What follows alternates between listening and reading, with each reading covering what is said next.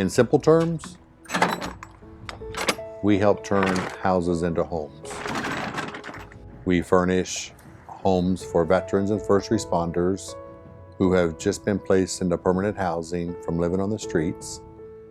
We provide everything from kitchen utensils to rugs on the floor to furniture to Let me go backward. paintings and wall decor.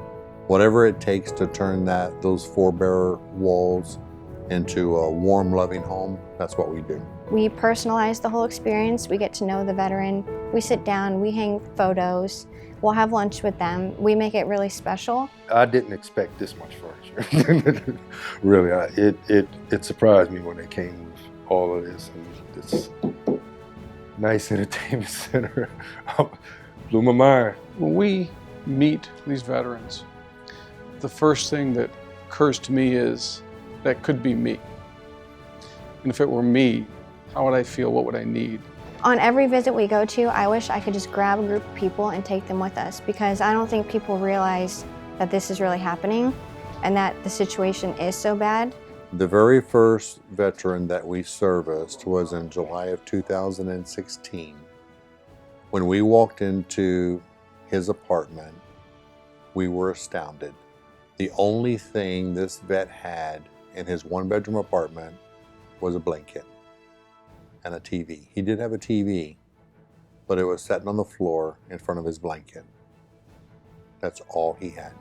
It needs to happen more often, especially in Northern Virginia where it's so expensive. People have to decide between paying for daycare or buying stuff like this.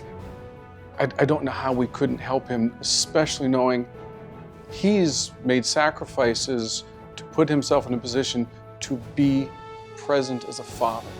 Is the only thing he wanted, was to be there for his daughter. He moved, he relocated, he ended up being homeless for a while because of that choice. I mean, he made a huge sacrifice. Our sacrifice is easy. It's a little bit of time, it's a little bit of legwork.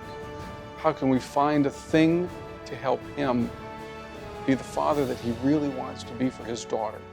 Financially, it means that I have money to, do activities with my daughter. I can save money, take her to the circus, do some things that kids like to do.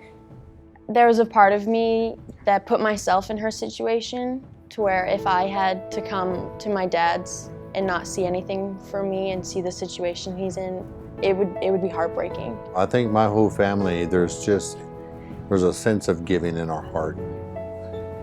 Just the satisfaction of helping others. It's simple. I mean, I don't do this to earn a salary. I strictly do it to give back. I do a lot with the volunteers. I try to get them to come, and when they don't understand, direct them in what they need to do. I also do a lot with taking my dad to pick up the U-Hauls, so I do a lot of the driving. And I actually do a lot with the pickups from other people with donations. So when we think of donations, when we think of how the community can help us, we're constantly thinking of value. So value in how can we enrich Norman's or some other veteran's life. It isn't he needs a couch and he needs a bed, but it's giving him a sense of self-worth. So he doesn't have to come home where he's worked 13 hours to a blanket or maybe just a mattress on the floor. And so now he's put all that time in, but he's only making just enough money to cover the rent and some food, and he's going to continue struggling and feel less because he can't provide even the most basic things for himself or his daughter. Providing that value, giving them that step up, raising their base just a little bit so that he feels better. He sits up taller. He walks a little taller. He can smile at his daughter. I don't know how much more value you can get out of a thing than that. If we were not to furnish these homes for the vets and give them their sense of pride and self-esteem back, there's a 90% probability that they'll wind up back on the street. And we actually experienced that with one of the vets that we were in line to support. before we could actually get to him, he had already wound up back on the street. So it's important for us to be able to turn around these requests as quickly as we can. Most of these guys and gals don't want to be on the street. They want a fresh start, and we're trying to give them that.